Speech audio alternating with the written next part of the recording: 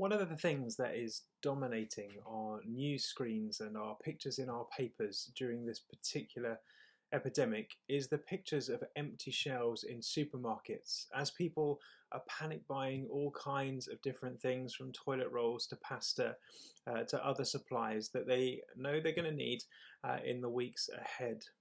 And it's really heartbreaking to see scenes of people who are in real need not being able to get what it is they need. And there's a lot of talk at the moment about the possibility of supermarkets rationing. Indeed, some of them have already started to do so.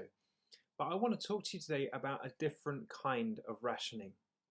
When we met together as a staff team yesterday morning to pray about everything that's going on and what our response to that should be, Rick had an incredible phrase. And he said the phrase, "We need to ration what we read." I think that's an absolute nugget of wisdom in this season. And what that means is that at this time, it would be far too easy, and it is far too easy, to only read about the coronavirus and nothing else. Every newspaper headline, every news article we read, every post on social media seems to be about what's going on. And in one way that's right and it's good. We need to be informed and we need to be aware of what's going on.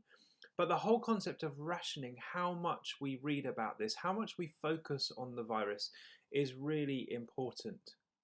And I know this from my own mental health and what I've been doing over the past few days, that there needs to be a shift in how much we read about the coronavirus and how much we read our news.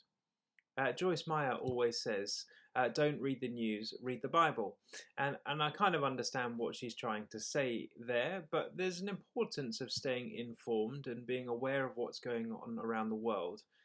But what I want to say is don't read the news before you've read the Bible. It's often said that the way you spend the first 7 minutes of your day can govern how the rest of your day goes. And I am being guilty myself of waking up in the morning, picking up my phone and going straight to either Facebook or the BBC website and just seeing what the latest news is, what's developed overnight, what's changed. And I have been starting to recently try to make sure that I don't do that before I've read God's word, before I've prayed, before I've focused on things other than what's going on in the world with the virus. And that does make a difference to my mental health. And then through the day, I want to limit the amount of time that I'm spending reading about these things or hearing about these things or talking even about these things, to really ration well how much I inform myself of what's going on. To be informed, yes, but to not be governing my day around that information. That's difficult as a church leader because I need to keep other people informed as to what's going on. We're having to make decisions on an almost hourly basis, it seems, at the moment.